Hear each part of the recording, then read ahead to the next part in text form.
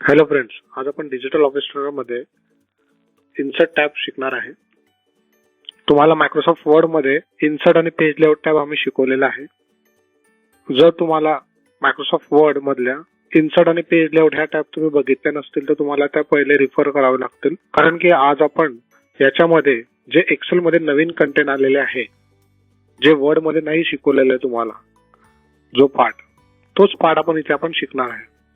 तर वर्ड मध्ये आपण picture, online picture, shapes, smart art, screenshot, apps हे आपण बघितलेलं होतं. टेबल पण बघितलं होतं आपण वर्ड मध्ये.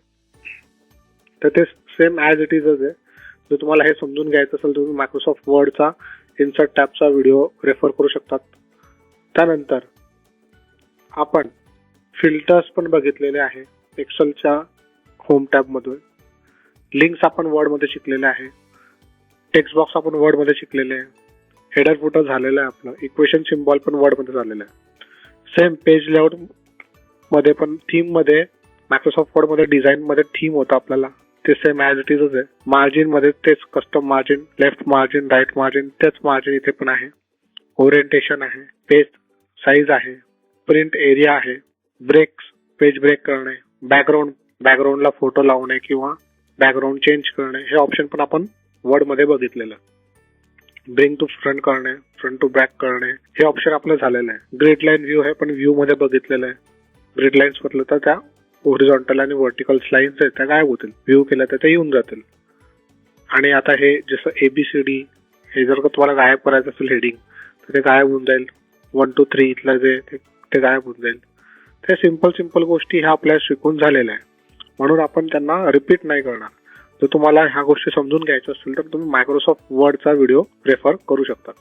मग आपण ह्या व्हिडिओमध्ये घेतो काय, तर या व्हिडिओमध्ये आपण पायवट टेबल समजून घेऊ. भरपूर लोकांना पायवट टेबल हा इंटरव्ह्यू मध्ये किंवा जॉब करताना ऍक्च्युअल मध्ये कामात येतो.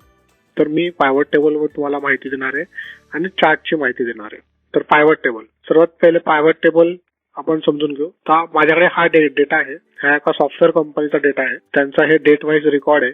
कोणत्या ब्रांचला किती प्रोडक्ट त्यांनी विकलेले आहे, हा तो डेटा आहे. आता पायवट टेबलचा वापर करून आपण रिपोर्ट्स इझिली बनवू शकतो. काही माहिती इझिली कलेक्ट करू शकतो. त्या कोणत्या माहिती आहे आपण कलेक्ट करू शकतो पायवट टेबलचा वापर करून, ते आपण समजून घेऊ. तर त्यासाठी मी काय करतो, ह्या सर्व टेबलला सिलेक्ट करतोय आणि पायवट टेबलवर क्लिक करतोय आणि ओके करतोय. आता पायवट प्रोडक्टला सिलेक्ट करेल.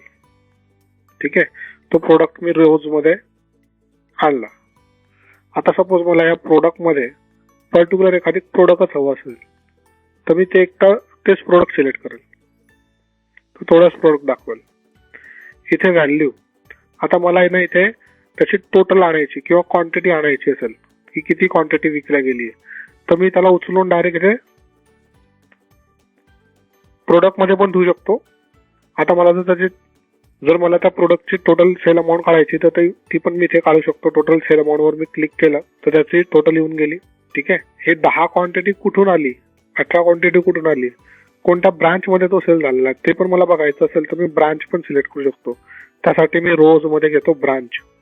तर कोणत्या ब्रांच मध्ये ती सेल झाली ते पण येऊन गेलं. सपोज मला ब्रांच इथे नाही पाहिजे होतं, मला ब्रांचचा सेपरेट कॉलम पाहिजे होता, तर मी त्याचा सेपरेट कॉलम घेऊ शकतो. तर बघा, आता त्याने मला क्लासिफिकेशन करून दिलं.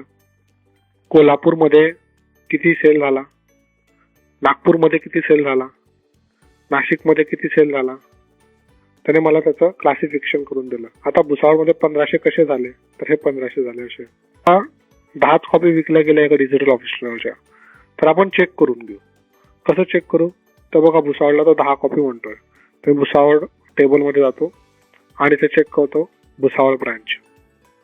इथे किती सेल झालेला आहे, डिजिटल ऑफिसर 10 झालेला आहे बघा. आता याच्यानंतर भुसावळ कुठे आलं, इथे. पण इथे आता भुसावळ मध्ये इथे प्रोडक्ट वेगळा आहे. हा product digital typing speed trainer आहे, म्हणून त्यांनी तो काउंट नाही केला. पुन्हा भुसावळ आलं का, इथे नाही आलं, म्हणून त्याने तो भुसावळचे फक्त 10 क्वांटिटी दाखवले आपल्याला. तर असं आपल्याला क्लासिफिकेशन व्यवस्थित तो करून देतो पायवट टेबल. होप तुम्हाला